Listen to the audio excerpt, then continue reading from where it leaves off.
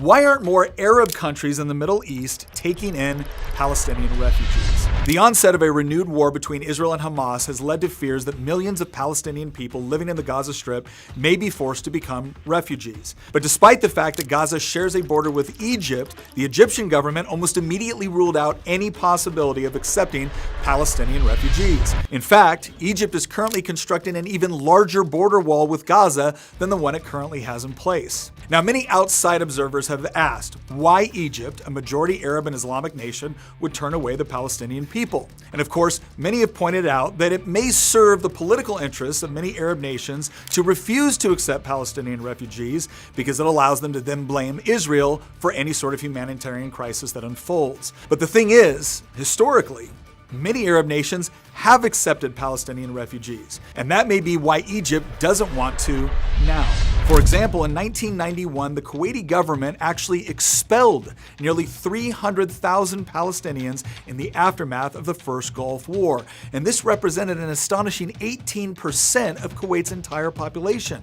So what was the reason? Well, the Palestinian Liberation Organization had actually supported Saddam Hussein's invasion of Kuwait a year earlier, and this support only grew after Iraq began attacking Israel with rockets throughout the war. After Kuwait's liberation, the government considered much of the Palestinian community to be complicit in the Iraqi occupation of their country, and in response, nearly all Palestinians were deported in just a few months. And this wasn't the first time something like this had happened. Decades earlier, the Palestinian groups operating in Jordan had come to openly call for the overthrow of Jordan's monarchy in the aftermath of the Six-Day War.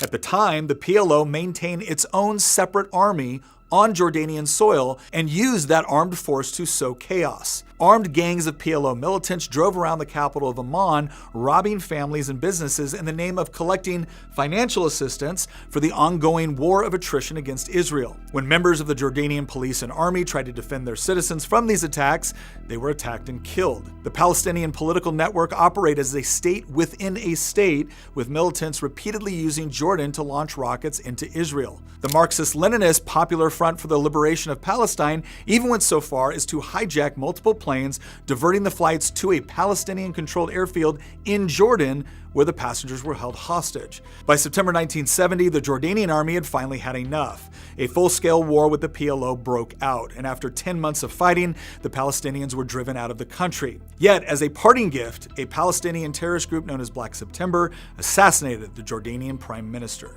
Sadly, the story doesn't end there, because the PLO then moved into Lebanon, where they allied themselves with Marxist and socialist movements that were seeking to overthrow Lebanon's conservative Maronite Christian government. The presence of thousands of Palestinian militants flooding into the country completely destabilized Lebanon and plunged the entire nation into chaos. Less than 4 years after the PLO was expelled from Jordan, Lebanon found itself in the middle of one of the most bloody and chaotic civil wars in Middle Eastern history, from which it has never fully recovered. In short, Palestinian organizations have not just attacked Israel. They have sowed unrest in many of the neighboring Arab and Muslim countries as well, and this has led those governments to the conclusion that allowing for mass immigration or even just refugee camp resettlement within their borders would lead to domestic unrest for their own countries. And this, of course, only exacerbates the humanitarian crisis for those Palestinian non-combatants caught in the middle. The problem is, as long as terrorist organizations like Hamas and others